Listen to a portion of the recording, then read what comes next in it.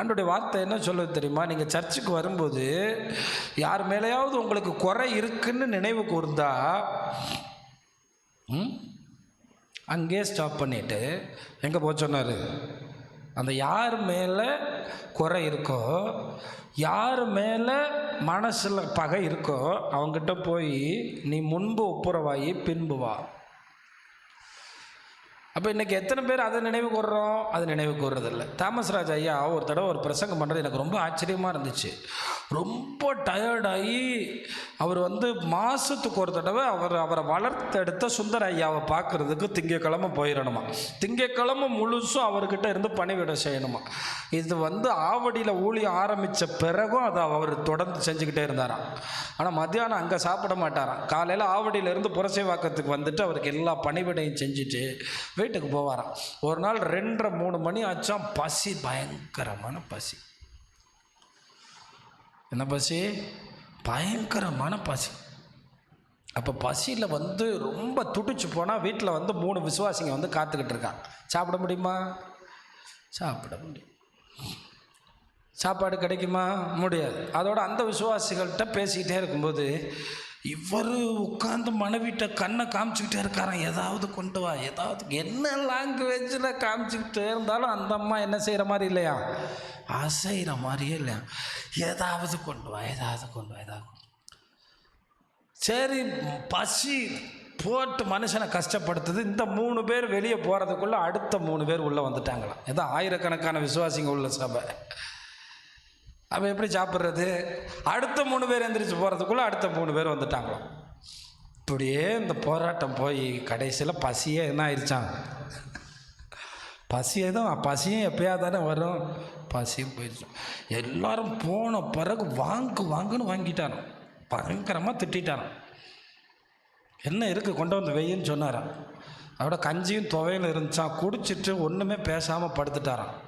கரெக்டாக நைட்டு 11:55 ஆண்டவர் கேட்குறாரா, நீ செஞ்சது ரைட்டா? நீ பண்ணது சரியா? நீ பாட்டுக்கு திட்டுன, சாப்பிட்ட, படுத்துட்டேன். என்ன ஆண்டவரே, நான் ஒரு டீ கேட்டேன், ஒரு டீ காப்பி கேட்டேன், அவள் உட்காந்துக்கிட்டே இருந்தா, கொடுக்கவே இல்லையா ஆண்டவரே? நீ அவள்கிட்ட கேட்டியா டீ எதுக்கு கொண்டு வரலேன்னு? நீ பாட்டுக்கு திட்டிட்டு, இதுவரை கல்யாணம் ஆகி இத்தனை வருஷம் உன்னை என்னைக்காவது டீ கொடுக்காம காப்பி கொடுக்காம உன்னை பசியில் அந்த அம்மா போட்டுருந்துச்சான். கண்ணீர் ஓடுதான். ஆனால் பக்கத்தில் பார்த்தா அந்த அம்மா நல்லா. இந்த சமாதானங்கிறது எப்படிப்பட்டதுன்னு பார்த்தீங்களா?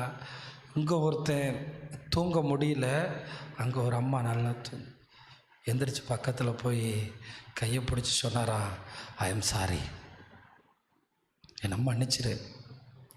இதுதான் ஆண்டவர் நினைவு கூர்ந்து நம்மளை நடத்துகிற குடும்பம்.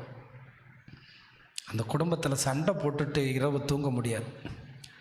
ஏன்னா அந்த குடும்பம் தேவனுடைய வார்த்தையை நினைவு கூறும். என்ன வார்த்தை? நீங்கள் கோபம் கொண்டாலும், ஏன்னா நைட்டு கூட அட்டாக் வரலாம். நம்ம ஒன்றும் அட்டாக்குக்கு விடுதலை ஆனவங்கள்லாம் கிடையாது. வியாதி என்னும் சிலுவையை சுமந்து தான் பரலோகம் போக வேண்டும். ஒரு சிலுவையில் வியாதின்னு ஒரு சிலுவை நமக்கு இருக்குது. அந்த சிலுவையை பவுல் சுமந்து தான் போனார். நம்ம சபையில் நிறைய பேர், பாஸ்டர் ஐயாவாக இருக்கட்டும், நிறைய பேர் அந்த வியாதி என்னும் சிலுவையை சுமந்து தான் போனாங்க. வியாதி வராதுன்னு சொன்னீங்கன்னா நீங்கள் சாத்தானின் உபதேசத்துக்குள்ளே இருக்கீங்க. அதோட கேட்டாரான், ஏம்மா நானும் இவ்வளோ கத்தி கேட்டேனே, எங்கள் பால் வாங்கிறதுக்கு கூட என்ன இல்லை? நான் பால் வாங்க காசு இல்லைண்ணா, காசு இருந்தால் நான் போய் வாங்கியிருக்க மாட்டேனா? பால் வாங்கி கொண்டு உங்களுக்கு டீ போட்டு கொடுக்க காசு இல்லாதனால தானே நான் உட்காந்துட்டு நானும் ஏதோ சொல்லி பார்த்தேன். உங்கள் பசியில் உங்களுக்கு புரியல.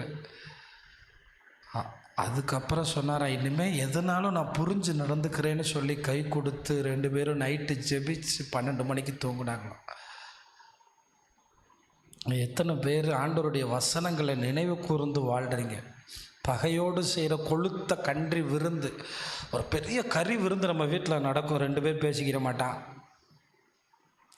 4 பேர் 4 முகத்தில் உட்காந்துருப்பான். அங்கிட்டு 2 குடும்பம் ஒரு மாதிரி உட்காந்துருக்கும். என்னையா? ஆண்டவருடைய வார்த்தையை நினைவு கூர்ந்து வாழ்கிற பழக்கம் இருந்தால் காணிக்கையை வச்சுட்டு நீங்கள் போய் அதை சரி பண்ணிவிட்டு அப்புறம் வந்து நீங்கள் என்ன செலுத்துவீங்க? காணிக்கையை செலுத்துவீங்க. இதெல்லாம் தான் ஆண்டவர் நமக்கு கற்றுக் கொடுத்த பாடம். நினைவு கூறுவதற்கு தான் பிரசங்கம். அதனால தான் இங்கேயே தூக்கத்தை உண்டாக்குறான். நாளைக்கு நாங்களும் யாரும் உதவி செய்ய முடியாத ஒரு பாதையில் மரண படுக்கையில் நீங்கள் போகும்போது இப்பொழுது தேவன் பேசுகிற வார்த்தைகள் தான் உங்களை காப்பாற்ற முடியும்.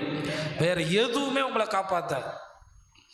அந்த தனிமை என்கிற கொடுமை இருக்கிறதே, அது நீங்கள் காப்பாற்றப்படுவதற்கு தான் உபவாச ஜெபங்கள். எதுக்கு சும்மா வருகிறோம் என்று நினைக்கிறீங்களா? சில சகோதரிகள் 3 கூட்டத்துக்கு வர்றீங்க, கர்த்தர் உங்களை பக்கத்தில் வச்சிருக்காரு, அதுக்காக நான் கோடி ஸ்தோத்திரம். ஆனால் கேட்கிற வார்த்தைகளை மனதில் வைத்து உங்கள் வாழ்க்கையில் நகர முடியாத சூழ்நிலை வரும்போது, கண்ணீரின் பாதை வரும்போது அந்த வசனம் எடுத்து காட்டப்பட வேண்டும். அதற்குத்தான் தேவன் உங்களை இப்பொழுதே வசனத்தை வைத்திருக்கிறார். மரியாள் எப்பொழுதும் ஒரு விஷயத்தை செய்வார்கள். காபிரியேல் சொன்ன வார்த்தைகளை இருதயத்தில் வைத்து வைப்பார். அவர் இவ்வளவு கொடுத்தாரு, இவ்வளவு கொடுத்தாரு. நம்ம ஆளுங்க மொய்க்கு நோட்டு போடுறானே ஒழிய வசனத்துக்கு நோட்டு போடல. எல்லாருமே சும்மா உட்காந்துருக்கீங்க. சில தேவதாசர்கள் எழுதாமல் விடவே மாட்டாங்க. இவங்கெல்லாம் வேதத்தில் பெரிய அறிவாளிகள் போல் உட்காந்துட்டு போகிறீங்க நீங்கள்லாம். ஆனால் மொய் மட்டும் முனியசாமி 1000, அப்புறம் பாண்டி 5000, இவர் 10000, அதில் அந்த ஒன்றை கூட விட மாட்டான். உங்கள் வசனத்தில் எல்லாத்தையும் விட்டுறான். ஆண்டவருடைய பாடுகளை நினைவு கூர்ந்து நீங்கள் ஒரு போதை பழக்கத்தில் அடிமைப்பட்டிருந்தால் இங்கே வந்து கர்த்தருடைய பந்தியை எடுத்துட்டு அந்த இரத்தத்தை நீங்கள் பானம் பண்ணுவதற்கு அடையாளமாக செஞ்சுட்டு இனியும் அந்த போதை பழக்கத்தோடு நான் இந்த பந்திக்கு வருவேனா என்கிற உணர்வு உங்களுக்கு வருமா இல்லையா? இனியும் அந்த அசுத்தத்தோடு நான் வாழ்வேனா? ஏன் அப்படி சொல்லுகிறேன் என்று கேட்கிறீர்களா? எபிரேயர் 6ஆம் அதிகாரத்தில் கர்த்தருடைய வார்த்தை நமக்கு சொல்லுகிறது.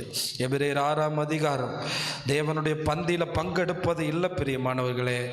நீங்கள் பாருங்கள், ஏனெனில் 4வது வசனம், ஒரு தரம் பிரகாசிக்கப்பட்டும் பரம ஈவை ருசி பார்த்தோம்.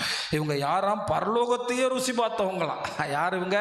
பரலோகத்தையே ருசி பார்த்த பரம ஈவு, தேவனுடைய கிருபை, பரிசுத்தாவியை பெற்றவங்க. நிறைய பேர் சொல்றாங்க பரிசுத்தாவி பெற்றா பின்னோக்கி போக முடியுமா? நீங்க துக்கப்படுத்தினா அவர் போயிடுவார், அப்புறம் நீங்க பின்வாங்கி போக வேண்டியதானே.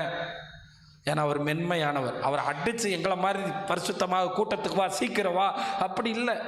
அவர் மென்மையானவர். வர்றது வருவார், போகிறதும் தெரியாமலே என்ன பண்ணிடுவார்.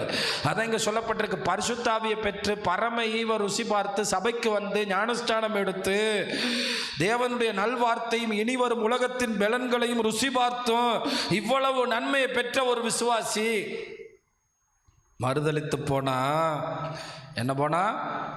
மறுதலிச்சு போனா. இயேசுவை சிலுவையில் அவங்களுக்காக பாடுபட்ட இயேசுவை அவங்க என்ன படுத்துகிறாங்களாம்?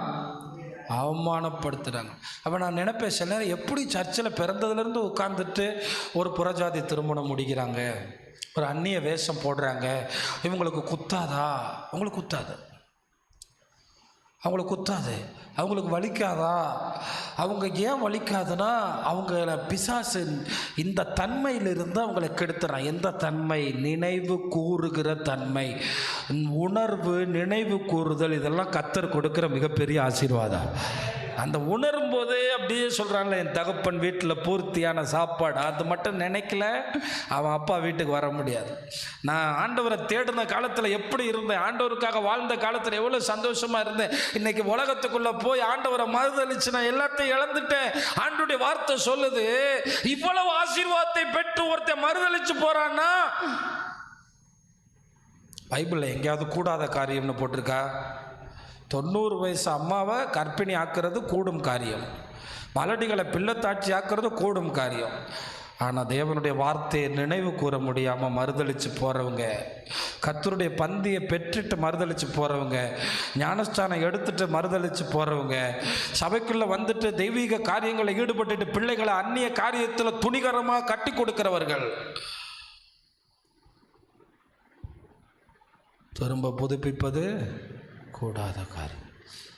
அதனால தான் சொல்லப்பட்டிருக்கு, ஒரு தடவை உங்களுக்காக சிலுவையில் அரைஞ்சதை நினைவு கூர்ந்து வாழுங்க, ஒரு தடவை உங்களுக்கு பட்ட பாடுகளை நினைவு கூர்ந்து வாழுங்க.